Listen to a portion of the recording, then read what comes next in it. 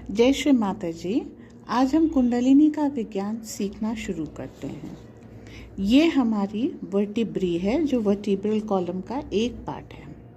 Okay, vertebral column में ये मेरुरज्जु या स्पाइनल कॉर्ड इस तरीके से फिट होती है। स्पाइनल कॉर्ड इस तरीके की लेयर से होती है और अंदर जो है ये दो सिंपैथेटिक नर्वस सिस्टम को डिनोट करने वाले दो भाग होते हैं। ठीक है, अब इसके सेंटर में यहाँ पर आपको एक छोटा सा काला छेद दिखाई देगा। ओके, ये छेद, साइंटिस्ट इस छेद को क्या कहते हैं? ये रखा सेंट्रल कैनाल। इसमें सेरिब्रल फ्लूइड्स होते हैं। नैरो सेंट्रल कैनाल है विच provides nourishment and water waste collection from nervous tissue।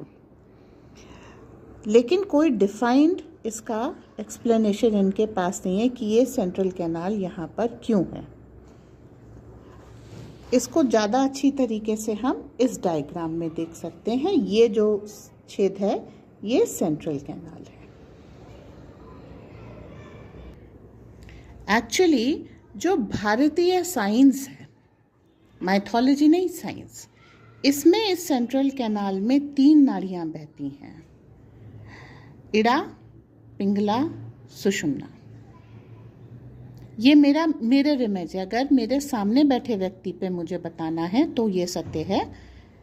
हाथ मेरी तरफ खुले हैं, द पर्सन इज फेसिंग मी। तो जो मेरे सामने व्यक्ति बैठा है उसकी लेफ्ट साइड पे इड़ा नाड़ी, जो सामने व्यक्ति बैठा है उसकी राइट साइड पे पिंगला नाड़ी और उसकी सेंट्रल जो है ये सुषुम्ना नाड़ी।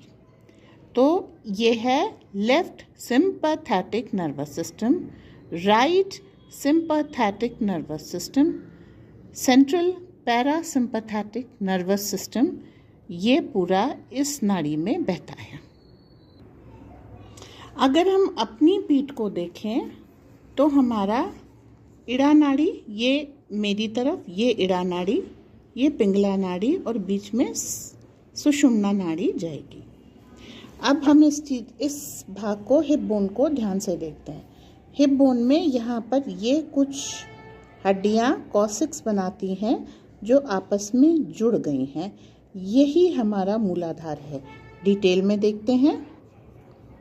ये वो 4 बोन्स हैं जो एक दूसरे में जुड़ गई हैं और ये देखिए एक ट्रायंगुलर स्ट्रक्चर बना रही है।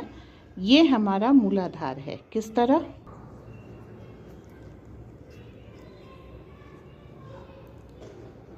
ऐसे करके अगर हम दिखाएं तो ये हमारा एक ट्रायंगल बन जाता है, जो एक लाइट कलर से हमने इसको कलर करके दिखाया है।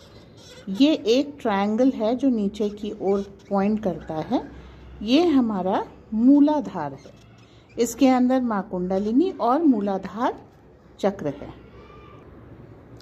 ये अंदर से इस तरह की एक फनल बनाता है। ठीक है, और जब इसे खोलते हैं तो नीचे आपको कूर्म, कच्छप स्वरूप दिखाई देता है श्री विष्णु का, जो इसको संभाले हुए है।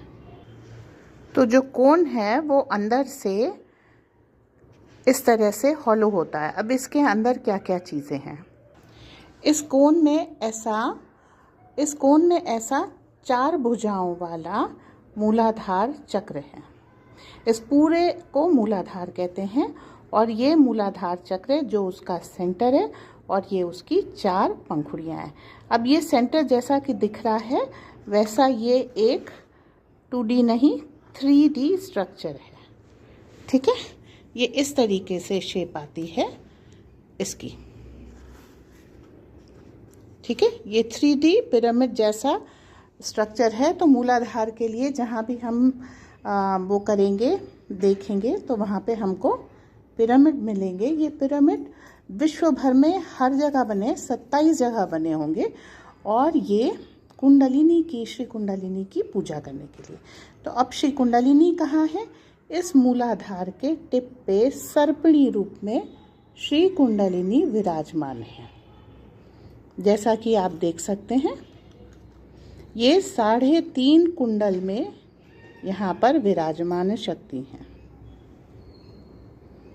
ठीक है,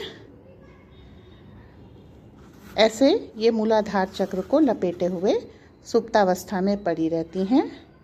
1, 2, 3, 3.5। ठीक है, ये 3.5 कुंडलों में मूलाधार के पिरामिड को लपेटे हुए माँ कुंडलिनी विराजमान रहती हैं। जब ये जागृत होती हैं तो ये हिस्सा जैसे ऊपर उठने लग जाए, ऐसे करके ये ऊपर उठने लगती हैं। जैसे हम ये देखते हैं ना, ये रस्सी बटी हुई है, इसी तरीके से कुंडलिनी के जो तंतु होते हैं वो आपस में बटे हुए रहते हैं और इस तरीके से लपेटे हुए रहते हैं। तो ऊपर से देखने में ये स्ट्रक्चर ऐसा लगेगा कि सारे कुंडलों में श्री कुंडलिनी है। नीचे एक पिरामिड का स्ट्रक्चर है जिसके द्वार हैं और हर द्वार से मूलाधार की एक पंखुड़ी निकल रही है। बीज मंत्रों की चर्चा हम अगले वीडियो में करेंगे। इतनी जानकारी के लिए को नोट कर लीजिए। मुझे सुनने के लिए धन्यवाद। जय श्री माता जी।